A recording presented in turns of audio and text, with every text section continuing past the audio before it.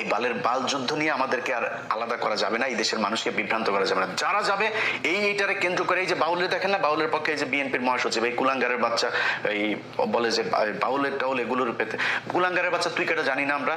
তুই সারা জীবন তোর মেয়ে একটা আছে, ঘর জামাই আরেকটা আছে, দুইটা অস্ট্রেলিয়াতে রেখে তোর টাকা পয়সা সব পাচার করছিস। ওই আওয়ামী লীগের সময় পর্যন্ত তুই টাকা পাচার করছিস অস্ট্রেলিয়াতে তোর মেয়ের কাছে। তোর মেয়ে এখন দেশে আসে রাজনীতি করে। এতদিন কই ছিলি? বাংলাদেশে মানুষ জীবন দেয়, তুই অস্ট্রেলিয়াতে বসে তারপর তোর অবদানটা কি আমারে বল? হাসিনার বিরুদ্ধে অবদানটা কি তোর? ও মেয়েরে দেখছে নাকি ওর ভাইরে দেখছে? ওবায়দুল কাদের আর ওই যে এই সরি মির্জা ফখরুল আর ভাই আরেকটা আছে ফয়সাল, এই দুইটার চাঁদাবাজিতে ওই এলাকার মানুষ এখন ঘরে থাকা দায়। ও কয়েকদিন 2 দিন আগে লিখছে যে ওর নাকি বাড়িঘর কমেছে রাজনীতি করতে গিয়ে। তোর বাড়িঘর কমে? তোর বাড়িঘর তো সব অস্ট্রেলিয়ার থেকে। ওরা এসে এখন এই মুক্তিযুদ্ধ নিয়ে বাউল দেখবেন, এই এদের সবার এগুলো সব এক জায়গায় হয়ে যাবে দেখবেন। বাউলের ক্ষেত্রে ওরা এক জায়গায় হবে। আর ওরা আমার আল্লাহরে নিয়ে যেই কথা বলেছে, তুই কিসের বালের বাউল? কোন জায়গার বাউল আসছিস তুই এখানে করতে? ওরা এই মুক্তিযুদ্ধকে নিয়ে ইসলামকে আলাদা করেছে, দাড়ি টুপিওয়ালা লোকজনকে বানিয়েছে রাজাকার, এরা হচ্ছে গিয়া দেশ বিরোধী। এটা বানিয়েছে ভারতের যে ন্যারেটিভ, সেটা এখানে প্রতিষ্ঠিত।